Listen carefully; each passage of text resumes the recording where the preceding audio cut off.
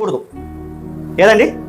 మనకి ఏదైతే ఇంకా అనుగ్రహింపబడలేదో, మనకి ఏదైతే దేవుడు ఇంకా ఇవ్వలేదో, మనం ఆశించే వస్తువులు వేరే వాళ్ళ దగ్గర వండినప్పుడు దాన్ని చూసి దేవా నాకెందుకు ఇవ్వాలని చింత చేయక, జీవితంలో మనకి ఏముందో దేవా నీకు స్తోత్రములనైనా, అయ్యా నువ్వు ఇచ్చిన ఆరోగ్యం కొరకు నీకు స్తోత్రములు, నువ్వు ఇచ్చిన కుటుంబం కోసం స్తోత్రములు, నువ్వు ఇచ్చిన సంఘం కోసం స్తోత్రములు, నువ్వు ఇచ్చిన బంధువుల కోసం స్తోత్రము, డబ్బు కోసం ధనం సమస్తం కూడా తండ్రి నీవు నా మీద దయా కనికరం చూపించినావు కాబట్టే నేను ఈరోజు ఇదంతా కూడా అనుభవిస్తా ఉన్నాను. హల్లెలూయా. ముందు చదివినట్లయితే కీర్తనల 91:3 వాక్యములో చదవండి. దేవుడు వేటగాడిని ఉరిలో నుండి ఆయన నిన్ను విడిపించును, నాశనకరమైన తెగులు రాకుండా. కన్నడ తెలుగులో ఆ విధంగా ఉంది, కన్నడలో కొంచెం వేరేగా ఉంది. కన్నడ చదవండి. నిన్నను ಬೇಟೆಗಾರನ ಬಲೆಯಿಂದಲೂ ಮರಣಕರ ವ್ಯಾಧಿಗಳಿಂದ. ಕನ್ನಡದಲ್ಲಿ ಕರೆಕ್ಟ್ ಆಗಿದೆ, తెలుగులో కరెక్ట్ లేదు ట్రాన్స్లేషన్. ಅಷ್ಟೇ మరణకర వ్యాధిಗಳಿಂದ, రోగము నుండి, మరణము వంటిది రోగము నుండి కూడా దేవుడే విడిపిస్తాడంట. మన జీవితంలో చూడండి, మనమందరూ ఒకవేళ ఆలోచించుంటే ఈ పాటకి మన సమాధుల మీద గడ్డి అది ఏమవుతుండేది, పెరిగేది. దేవుడు మనల్ని కూర్చొని అందరినీ ఎన్నో అపాయం నుండి దేవుడు, విపత్తును దేవుడు తప్పించినాడు, దేవుడు కృప చూపించినాడు, దేవుడు కనికరం చూపించినాడు. దేవుడు చూడండి, ఇప్పుడు ఈ లోకంలో ప్రజెంట్ రోగం లేని వారు ఎవరైనా ఉంటారా ప్రపంచంలో? ఉండారా?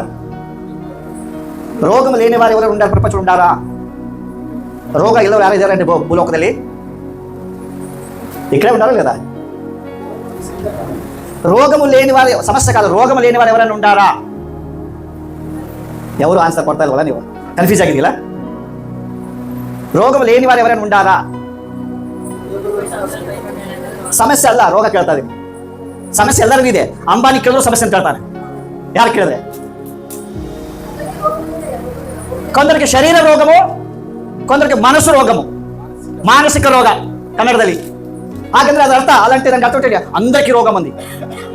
కొన్ని రోగాలకి మందు ఉంది, కొన్ని రోగాలకి మందు లేదు. మనోవ్యాధి అంటారు. వ్యాధులు ఉన్నవి, శరీరంకు వ్యాధులు ఉన్నది, మనసుకు వ్యాధి ఉంది. శరీరము వ్యాధిని ఏ విధంగా బాగా చేయొచ్చు, కానీ మనోవ్యాధిని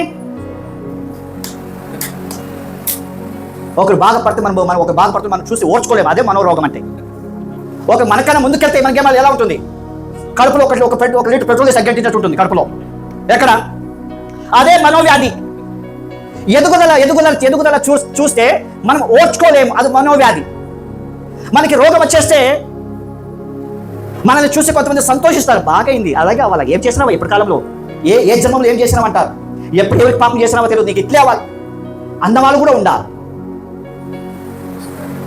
కానీ దావీదు రాజు ఈ మాట రాస్తున్నాడు. ఒకవేళ 2025 సంవత్సరాల కిందటనో లేకపోతే 5000 సంవత్సరాల కిందటనో ఈ వాక్యం రాశారు. ఈ రోజు వస్తుంది, ఈ టైం వస్తుంది, వీళ్ళు ఇలా ధ్యానం చేస్తారని ముందే రాసి పెట్టి ఉండాలి అక్కడ.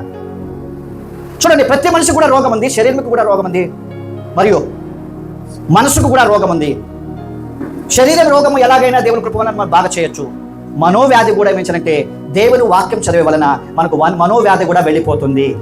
ఉపవాసం చేసే వలన, ప్రార్థన చేసే వలన, దేవుని దగ్గర మొర పెట్టే వలన. ప్రపంచంలో చాలా రోగాలకి మందు లేదు. ఎగ్జాంపుల్కి షుగర్కి మందు ఉందా? షుగర్కి మందు ఉందా? చెప్పరేంటి? షుగర్కి మందు ఉందంటండి. ಶುಗರ್ಗೆ ಔಷಧ ಇದೆಯಾ? ಎಲ್ಲಿದೆ? ಇಲ್ಲ. ಕಂಟ್ರೋಲ್ ಮಾಡೋದು ಅಷ್ಟೇ, ಕ್ಯೂರ್ ಇಲ್ಲ.